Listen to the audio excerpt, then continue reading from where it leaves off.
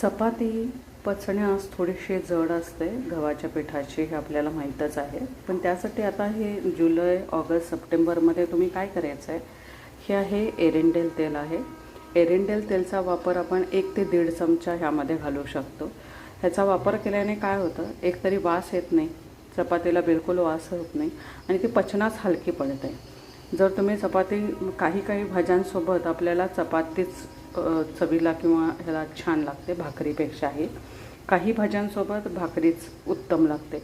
मग त्यावेळेस टिफिनमध्ये वगैरे देतो आहे आपण, मग मुलांना आपल्याला एरंडेल आताची मुलं घेतही नाहीत. त्यावेळेस काय करायचं, 1 ते 1.5 चमचा तुम्ही ह्यामध्ये घातलं की ह्यामध्ये समजूनही येत नाही आणि आपल्याला माहितीच आहे की चिकट असं हे गव्हाचं पीठ असतं. आपण जेव्हा मळून झाल्यानंतर आपण हाताला तेल लावतो आणि ते तेल लावल्यानं पूर्ण आटा जो आहे तो मळलेला पूर्ण सुटतो. तसंच आहे शरीरामध्ये जेवढं तुम्ही तेल त्यासोबतही घालाल तेवढं आतड्यांना चिकटणार नाही. म्हणून हा उत्तम सोर्स आहे की 1.5 चमचा तुम्ही एरंडेल तेल ह्यामध्ये घालून जर रोज चपाती नेत असाल, डब्यामध्ये देत असाल, तर हे उत्तम आहे की ह्यामुळे पचनास चपाती नक्कीच हलकी पडते. चपाती पचण्यास थोडीशी जड असते गव्हाच्या पिठाची, हे आपल्याला माहीतच आहे. पण त्यासाठी आता हे जुलै, ऑगस्ट, सप्टेंबरमध्ये तुम्ही काय करायचं आहे, हे आहे एरंडेल तेल आहे. एरंडेल तेलचा वापर आपण 1 ते 1.5 चमचा ह्यामध्ये घालू शकतो.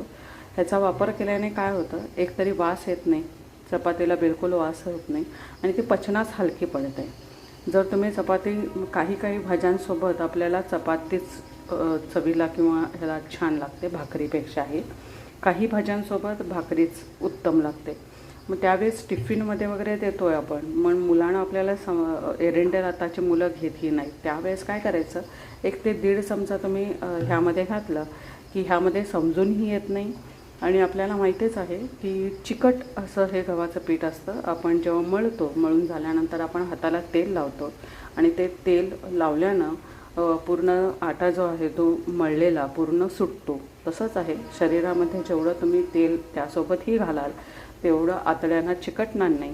म्हणून हा उत्तम सोर्स आहे की 1.5 चमचा तुम्ही एरंडेल तेल ह्यामध्ये घालून जर रोज चपाती नेत असाल, डब्यामध्ये देत असाल, तर हे उत्तम आहे की ह्यामुळे पचनास चपाती नक्कीच हलकी पडते.